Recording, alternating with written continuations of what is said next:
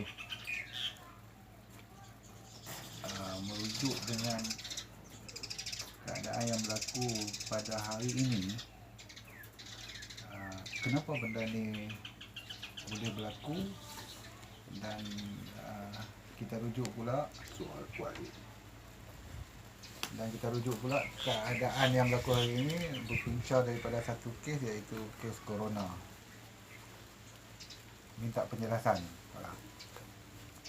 Ya, saya faham soalan tu, iaitu kenapa jadi macam ni hari ini. Dan kita nak faham bab coronavirus ni.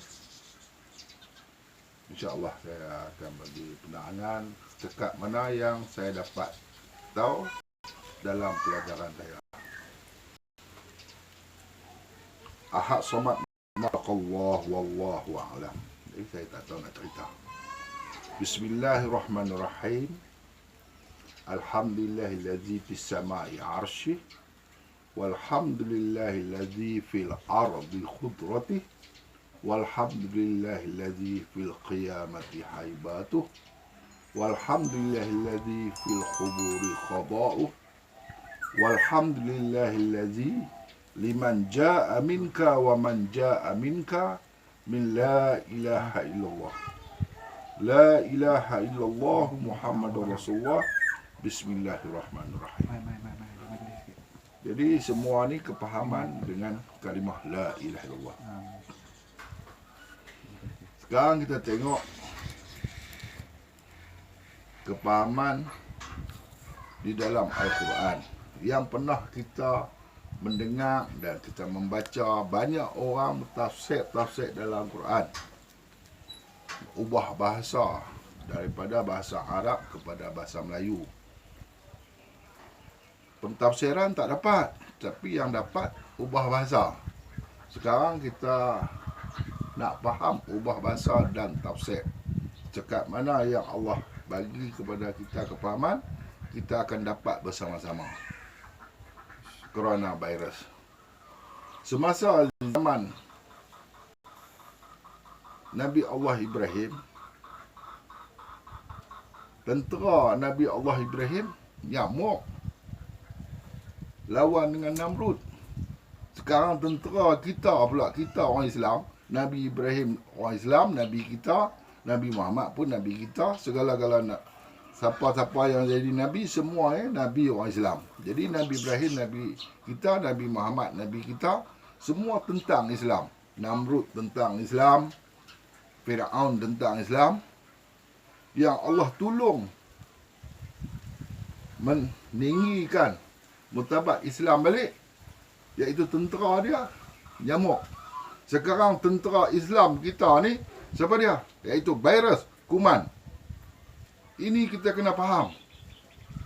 Kita duk faham makna fahaman ni, mana dia kalimah la ilaha illallah yang kita pegang, mana dia rukun iman yang kita pegang. Inilah tentera Islam, iaitu virus. Barang siapa pegang betul-betul la ilaha illallah, tak akan terjadi, tak akan terkena kepada manusia la ilaha illallah tu virus. Itulah yang dikatakan Islam. Kita kena faham betul-betul. Ni kita duk faham hak lain. Yalah. Jadi bila kita nampak yang ni, barulah kita betul-betul kata beriman dengan Allah Subhanahu Wa Taala. Apa lagi soalannya? Kesan kepada semua masyarakat kat dunia ni, Pak Ram. Bila kita tengok di sini, penentangan Islam tadi terhadap orang Islam kena banyak sangat dah. Di China kena, di Iran kena, di Malaysia kena. Inilah yang dikatakan berperang. Satu perangan bila berperang di semasa zaman Rasulullah dulu berperang, kita dah menang berperang. Bila satu sahabat, saya tak ingat nama sahabat tu, berseronok suka kata kita dah menang, kata kepada Rasulullah. Rasulullah kata perang ni tak habis lagi. Yang ada pada diri kita iaitu perang di dalam diri kita. iaitu hati kita, keimanan kita. Inilah perang. Kalau kita tak dapat perang ni, kita tak akan menang. Kita jangan kata orang tu dah jatuh. Kita faham kebanyakannya perang ni angkat senjata atau tikam, tumbuk. Itu kita faham kata perang. Tapi yang perang yang Rasulullah cakap di dalam Al-Quran, yang Allah Subhanahu Wa Taala bagi perman, turun perman. Perang tadi ni bukan senjata itu saja. Senjata lah. Inilah senjata Allah. Kepahaman yang tajam tadi, pemikiran. Itulah senjata yang tajam. Kita tetap kuatkan iman kita, dapatlah kemenangan. Walaupun orang tu kalah, tewas di dalam peperangan yang menggunakan senjata, dia dapat syahid. Begitu juga orang yang menuntut, betul-betul menuntut, tiba-tiba tak ada nak sampai habis menuntut dia mati, namanya syahid. Itulah maksud kita perang. Kita duk faham perang, bertengkar dengan orang pun perang. Bertengkar pasal agama pun perang. Tapi kalau kita tak lulus, tak dapat yang sebenar, kita tak fahamlah perang. Tapi itulah Islam ni baliak dan berakal. Dia kena baliak, dia kena berakal. Nak baliak ni orang kebanyakannya manusia di dalam, tak kira manusia mana lah, yang kata manusia ni baliak. Dia sebanyak 16 tahun umur barulah nama baliak. Barulah dia cukup kepahaman. Barulah dia boleh berperang di dalam jiwa dia. Bila dapat perang dalam jiwa dia, barulah dapat kemenangan.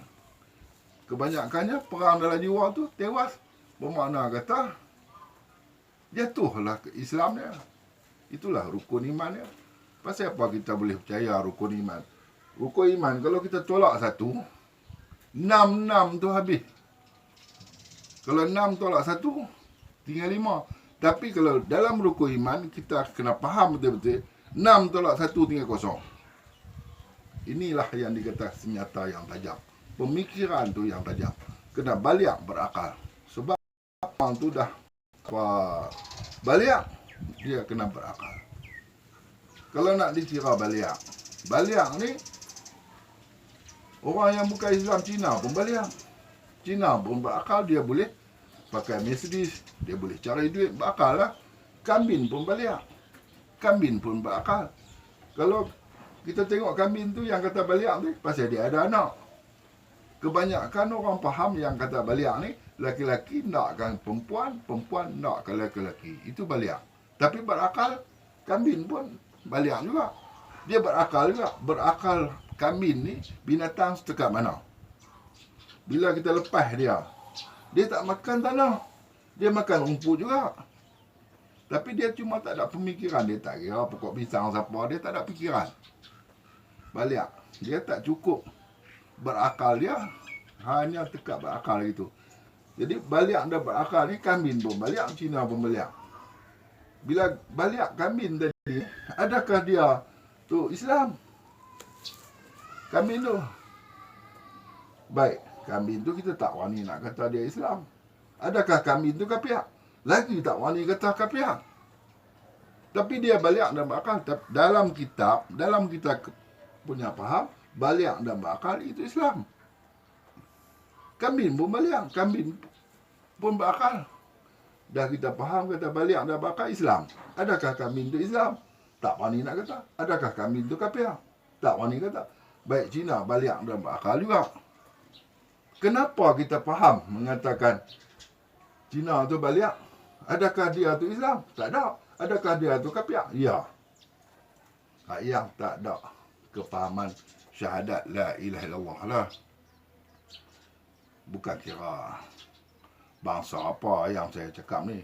Kalau kita sendiri pun Melayu ke, sama juga. Kalau tidak ada kefahaman kalimah tauhid tu la ilaha illallah, jadi tak ada baliak, tak ada berakal. Walaupun dia ada bini, ada anak, nampak di sini baliak dan berakal tadi ni tajam pemikiran.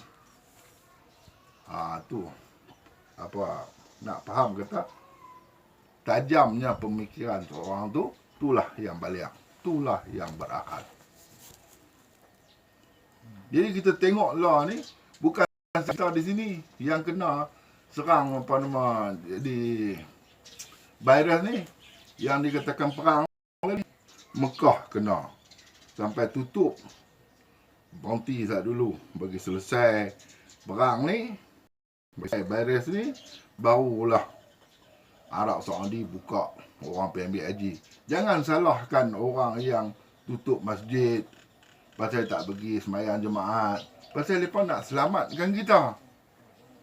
Kita kena faham, sebab kita kena ikut pemain yang adil.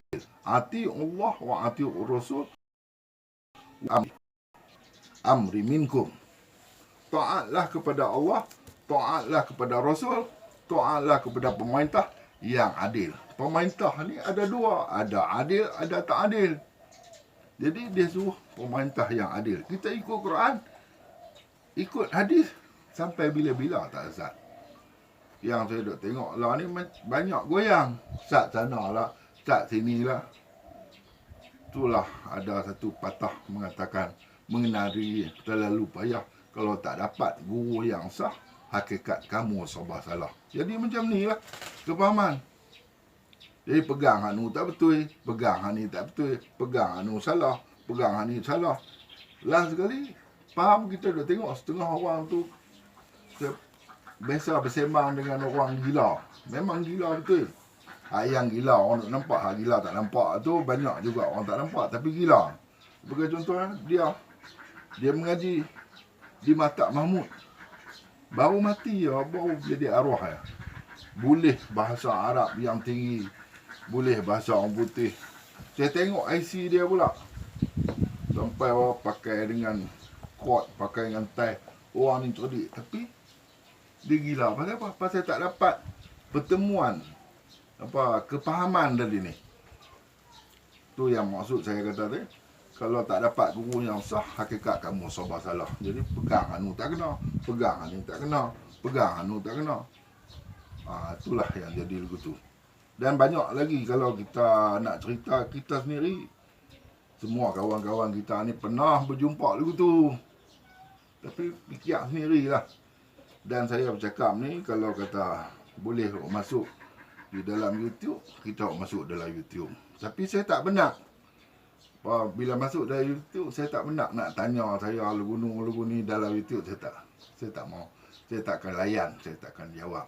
Kalau nak tahu, mari kita berjumpa, kita bersembang, kita pakat-pakat ambil kepahaman yang sebenar. Mana yang tak elok, kita buang, mana yang elok, kita guna pakai. Dari cerita Pak Lang tadi tu, apakah tindakan yang sepatutnya masyarakat yang kita kata Islam tadi ni ambil tindakan ataupun dan juga gerak kerja yang macam mana untuk kita nak cegah penyakit yang kita kata hari ini coronavirus, supaya kita dapat satu kekuatan iman yang cukup padu. Pendinding kita yang kuat sekali iaitu kalimah syahadat, kalimah tauhid, iaitu la ilaha illallah. Kalau kita tengok dengan kalimah la ilaha illallah, kalau kita baca dari segi syariat lah, tu pun ada yang orang yang tak tahu. Kalimah itu ada la ilaha illallah Muhammad Rasulullah, huruf dia ada 24 huruf. Bila 24 huruf, artinya kalau kita nak banding dengan jam, walaupun manusia tu buat, ialah manusia buat pun daripada Allah juga. Kalau Allah tak bagi jadi, tak ada kuasa Allah, tak akan jadi jam. Jadi 24 huruf dan 24 jam. Bila kita kata la ilaha illallah 24 huruf, bermakna kata 24 jam. Tu penyamaan bagi kefahaman saya. Dan satu hari satu malam 24 huruf yang kita kata sama dengan 24 jam. Janganlah maksud saya cakap begitu ni, ini satu kefahaman. Jangan maksud saya cakap begitu, aku cukup dah aku kata la ilaha illallah tu 24 huruf dah cukup, dah satu hari satu malam, esok pula aku kata. Bukan tak boleh kena kata, bukan sekat sekali kata. Memperingati tu sedia bagi ada. Bila ada hak tu, barulah ada benteng kita, barulah kita dapat berperang untuk kita di dalam jiwa yang saya cakap tadi. barulah kukuh. Itulah satu benteng kita. Itulah yang kita nak kena guna pakai hari-hari sehingga akhir hayat kita. Satu lagi Kak Lang nak tanya. Bila Kak Lang sebut macam tu, di China ada orang yang tak boleh kena. Tetapi di negara lain, contohnya kita Malaysia, sedangkan orang tabligh pun kena. Apa beza dia tu, nak faham di situ? Itulah satu yang dikatakan keimanan. Semuanya datangnya daripada Allah. Bila kita faham kata datang daripada Allah sebenar-benar kefahaman, bila orang kenal begitu pun dia akan mendapat syahid. Tapi orang yang bersyahadat la ilaha illallah Muhammad Rasulullah, kalau tak dapat kefahaman begitu, tak boleh rasa. Sebab ilmu kita ni banyak dah orang yakin apa yang kita cakap itu ilmu yakin. Kebanyakan yakin. Dapat dah yakin. Siapa tak yakin? Banyak kawan kata la ilaha illallah. Tapi yakin dekat tu hasil tak ada. Hasil dia kefahaman. Bukan hasil di segi yakin. Bukan maksud kata bukan dekat yakin saja. Banyak dah. Bila tanya dia la ilaha illallah. Tapi hasil dia tak ada. Seolah-olahnya sikit sebanyak kita nak kata hasil tadi boleh bercakap, boleh faham, itu dah hasil. Ni boleh kata sebagai macam Pak Turut ya. Macam burung tiung, kita ajak kata la ilaha illallah, kita ajak kata assalamualaikum, dia pun kata assalamualaikum. Kita masuk dia rumah, assalamualaikum, burung tiung kata. Kita pun ingat orang pasal bunyi suara macam tuan dia juga. Dia ikut macam tu guru dia. Kita pun jawab waalaikumsalam sebab kita pernah dengar tu guru kan rumah tu dulu tu. Waalaikumsalam. Dia tengok. Mana dia? Tiba-tiba tuan dia duduk di dalam. Tuan dia kata masuk ah. Yang kata masuk tu burung tiung tu juga. Kita pun masuk tengok tuan. Barulah kita sembang dengan dia. Kita ingat bagusnya burung tiung ni. Bercakap bagi salam, assalamualaikum, masuklah, kita pun masuk. Tiba-tiba tuan dia ambil ayak, layan kita, makan kuih, makan buah kurma ke, kalau ada makanan lah, kita pun makan. Makan, dia pun kata, assalamualaikum, waalaikumsalam, masuklah. Kita tengah duduk makan pun dia kata masuk lagi.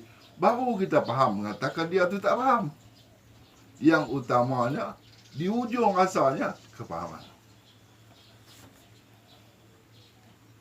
Dengan kejadian yang berlaku hari ini, apa kaitannya dengan cerita-cerita dalam Al-Quran yang mengatakan tanda-tandanya akhir zaman? Akhir zaman ni sedia duk akhir zaman dah. Kita sedia duk akhir zaman. Yang awal zaman, pahaman saya duk budak. Dia tu baru mula berhidup. Kita ni dah lama dah hidup, akhir bagi kita. Satu lagi, awal zaman ni, mula saya bercakap, namanya awal.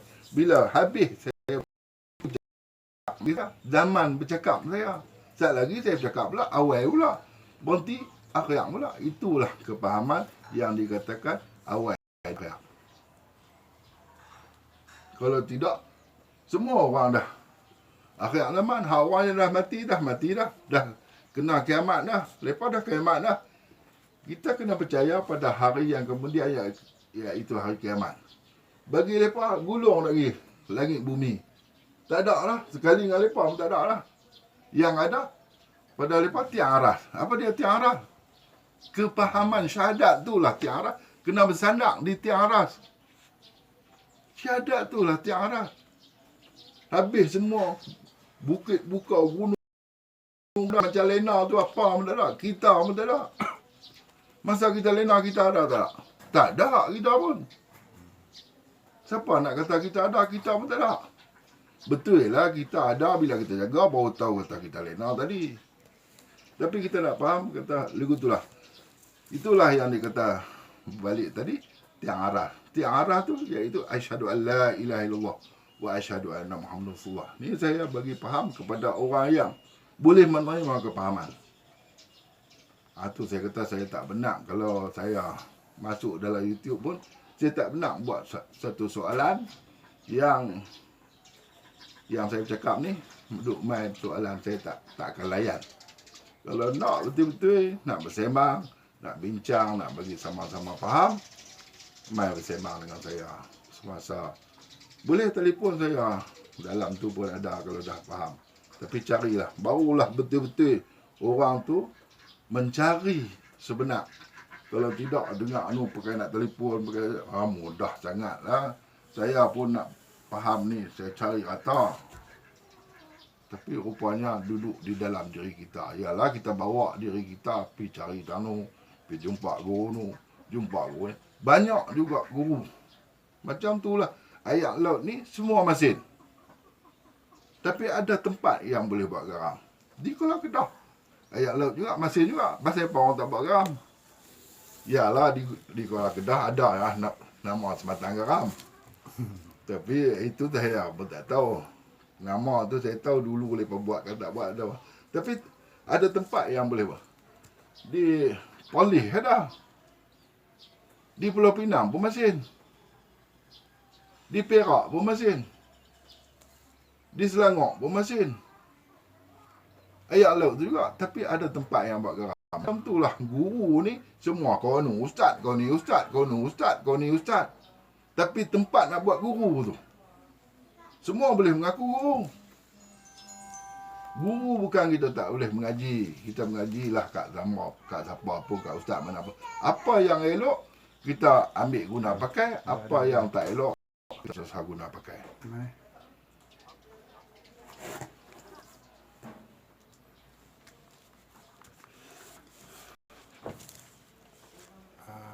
Minta tolong Pak Lang buat satu kesimpulan daripada kejadian hari ini dengan kaitan pegangan syahadah umat Islam lah, kita kata satu dunia ni. Kesimpulan dia, Pak. Ya, baik. Kebanyakannya kita ni tak dapat buat satu kesimpulan. Kesimpulan yang kita kata dapat, tapi tak tepat. Lari cara yang sebenar. Padahalnya yang dikatakan syirik tadi ni menduakan Allah Ta'ala, menduakan kuasa. Bukan silap tu, bukan menduakan Allah Ta'ala, menduakan kuasa. Berlaku kat ada dua kuasa. Satu kuasa kita pakai kereta pun syirik. Tapi kalau tahu guna, tak gunakan dua kuasa, tak dapat syirik, tak jadi syirik. Walaupun duit 1 sen pun tak cukup, 1 sen lagi Allah tu nak bagi cari juga 1 sen bagi cukup, pun syirik. Makan nasi terlebih pun haram.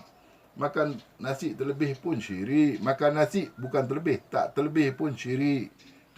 Contohnya makan nasi ni boleh dapat kekuatan, dapat tenaga. Tenaga tu kita tak faham. Menjadikan tenaga yang lain tak ingat kepada Allah pun namanya syirik. Jadi yang dikatakan syirik macam itulah saya nak bawa pada batu cincin. Pasal Cik Dek tanya dah saat ni. Nak buat satu keputusan. Keputusan duduk pada diri kita, kefahaman dari segi ilmu yang kita pegang, yang kita anut. Contohnya batu cincin. Setiap virus ke apa pun makhluk Allah ni berzikir kepada Allah. Berzikir. Bertasbih kepada Allah. Jadi batu cincin ni pun bertasbih kepada Allah. Batu ni katakanlah dia tasbih, kata ya Qahar, ya Qahar, ya Qahar. Yang kuat, yang gagah. Baik. Kita guna pakai batu ya Qahar ni selama 40 hari. Ini saya bukan untuk umur. Ni nak cerita ni bukan untuk umur, bukan cerita jual ubat. Bukan, saya tak pernah jual ubat. Tapi ini bukan cerita jual ubat, bukan kempen itu. Bila kita pakai tu, dia duk kata ya Qahar, pakai di sebelah kanan pasal jari kita baik. Maka ikutlah darah kita ni. Dia kata ya Qahar juga. Yang kita lemah menjadi kuat daripada ingatan kekuatan tadi ya Qahar sikit tadi. Dia ni pula pakai batu cincin yang kata ya Latif, yang lemah lembut, yang dia ada keras, dia sombong apa semua. Jadi batu tu duduk berzikir selalu masa sampai 40 hari duduk di diri kita macam kita berkawan dengan orang. Orang tu kita berkawan dengan dia. Dia ni orang baik. Kita ni tak baik. Kawan dengan dia baik. Aku pun nak jadi lagu dia juga. Dah lama kau. Bukan berkawan sehari. Berkawan. Jadi baik. Macam tu lah pakai batu cincin. Dia ni pula orang yang kemas. Aku pun berkawan dengan dia orang kemas. Macam tu. Macam lebih korang pakai batu cincin lah. Tapi janganlah syirik di situ. Pakai boleh. Sebab Nabi suruh kita pakai bagi jadi kuat, kemas, segar. Sebagai contohnya macam janggut. Janggut orang yang berjanggut putih lah. Pasal apa di sunnah tu suruh bubuh ini bagi nampak jadi hitam balik, bagi kemas balik. Itulah maksud dia. Nak pakai, buatlah bagi jadi. Asalkan yang elok, itulah ikut sunnah. Elok tu ikut sunnah, itulah ikut Islam. Tapi kena ada syahadat lah. Kan ni konon pakai bubuh dengan tai lah, bubuh dengan tulis pinggang apa. Elok kemas ya. Dia ada Islam. Padahalnya dia tak Islam. Itu sama sebab dia tak ada syahadat, dia tak ada kalimah tauhid. Kalimah yang dikata kalimah tauhid itu kalimah yang mengesahkan Allah Ta'ala. Itulah yang dikatakan kalimah tauhid. Tidak ada wujud dia langsung. Memang ada wujud, tapi pada pandangan diri tadi ni tak ada, semata-mata illallah yang ada. Itulah kepahaman saya. Saya rasa sekat ni dululah yang kita cakap lain kali. Apabila kita ada masa lagi, kita sembang ni pun dah banyak lah. Tapi pesanan saya, peganglah bagi betul-betul kalimah syahadat. Asyhadu an la ilaha illallah wa asyhadu anna Muhammad Rasulullah. Bukan setakat kadang kata saja, kena faham yang sebenar-benarnya. InsyaAllah kita akan selamat dunia dan akhirat. Terima kasih.